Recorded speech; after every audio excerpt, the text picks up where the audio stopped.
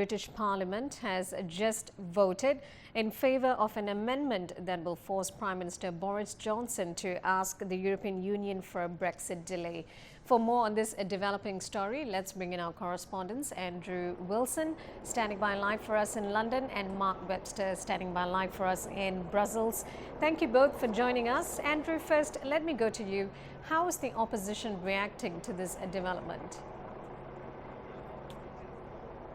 Well, the opposition are quite happy. What they were looking for was any excuse to delay Brexit, to give them a chance to put their own plans into operation. They're not happy with the Prime Minister getting a deal. They're not happy with the Prime Minister pushing ahead with Brexit his way. They want to resist every step of that. So they'll be happy that he has, it seems, been forced into applying for an extension. However, the Prime Minister is adamant he will not seek an extension, that he will call a meeting of Parliament again on Monday in 2 days' time to have them to revisit the substance of his deal and hopefully supply enough information this time round to allow the deal to satisfy the terms of this so-called Letwin Amendment, which says that all legal preparations have to be agreed before they will approve the deal. Now, that's a tall order. It's not going to be easy, but clearly the Prime Minister is going to resist as much as he can not coming up with something by the 31st of October, which is the European Union's deadline before looking for an extension.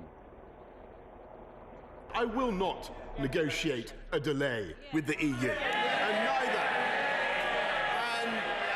and neither does the law compel me to do so. I will tell our friends and colleagues in the EU exactly what I've told everyone in the last 88 days that I've served as Prime Minister, that further delay would be bad for this country, bad for our European Union, and bad for democracy. So next week, the government will introduce the legislation needed for us to leave the EU with our new deal on October the 31st. Well, as you can see there, the Prime Minister adamant that what he's going to do is fulfil his original promise to the country when he became Prime Minister, that he would rather die in a ditch than not achieve a result by the end of October. The problem is, it is still considered illegal in parliamentary law for him to apply for him to crash out without a deal. They will insist that he does apply for an extension. So we still have these two contradictory instructions in Parliament.